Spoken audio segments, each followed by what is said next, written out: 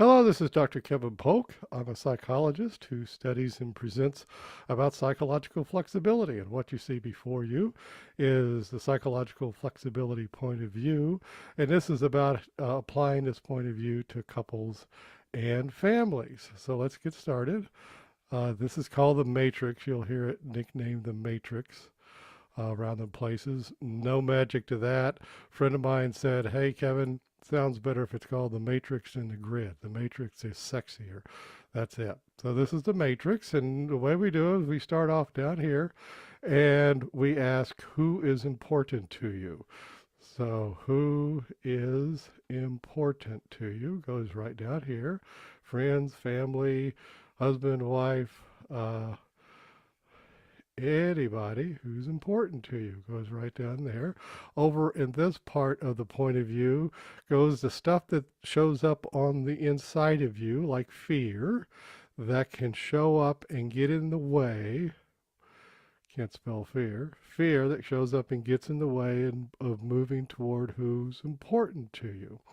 So this is I oftentimes say, what shows up. All of this stuff is inside of you, in your mind here. We can also say inside. So this is the stuff going on inside your mind. And you're recalling who's important to you, and you're thinking about the stuff like fear, maybe anger, that can show up and get in the way of moving toward who's important to you. Up in this part goes behaviors, because this is outside stuff.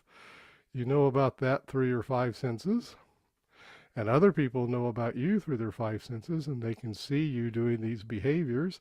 And so what kind of behaviors do you do to move away from something like anger? Well, somebody might yell to move away from anger. They might jump, might see a bus coming at them or something, and jump to get out of the way or get away from fear. So this stuff shows up inside of you, and then we can do these away moves to get away from it.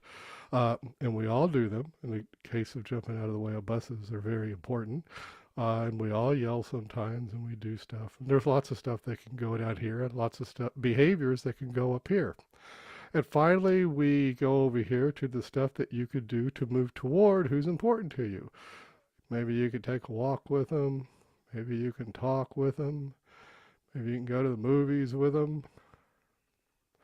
Maybe you can kiss them. Good. All that stuff can go up here in behaviors that you can do. This is things other people can see you doing to move you toward who's important to you. So just to throw in, we can also put in what's important to somebody, like work or hobbies, health, that kind of thing. So that's the beginnings of the psychological flexibility point of view. To add the psychological flexibility, we put noticing in here. Noticing is something that you've been doing since you were born. That's the part of you that can notice from the time you were born till now. It just notices everything. And from this noticing point of view, you can notice who and what's important to you. You can notice the stuff that you do to move toward. You can notice the stuff that shows up and gets in the way of moving toward. And you can notice the behaviors that you do to move away.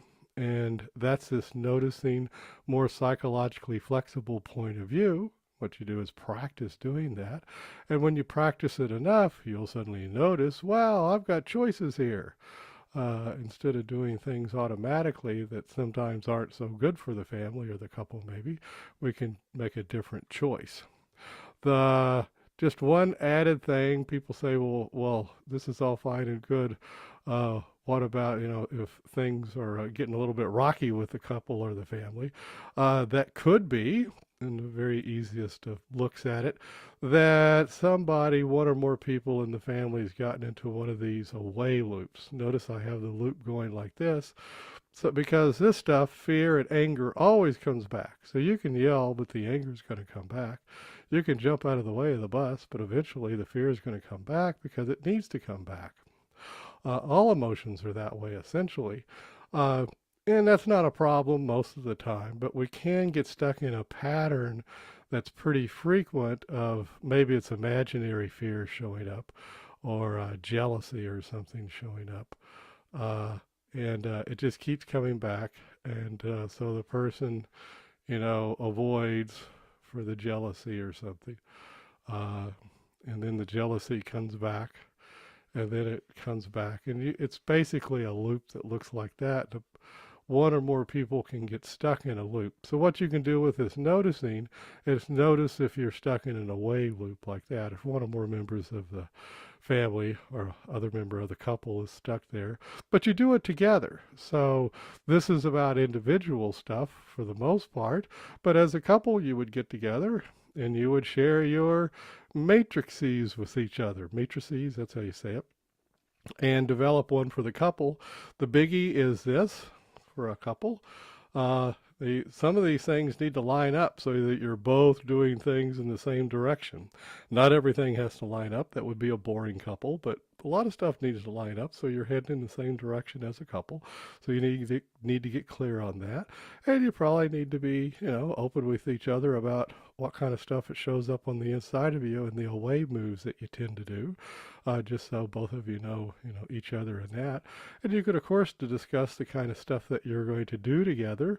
Well, sometimes together to move toward this stuff, and what kind of stuff that you're going to do to move toward the stuff you're interested in, but maybe your couple mate is not so interested. Same goes for a family. The whole family would do one of these for themselves and then compare notes, so to speak.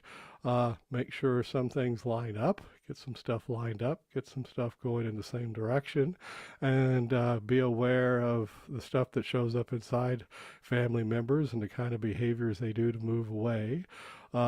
And everybody can help each other watch out for these stuck patterns. And that's how you take the matrix diagram, that is psychological flexibility, and give it to a couple or family. Give it to yourselves. Bye-bye now.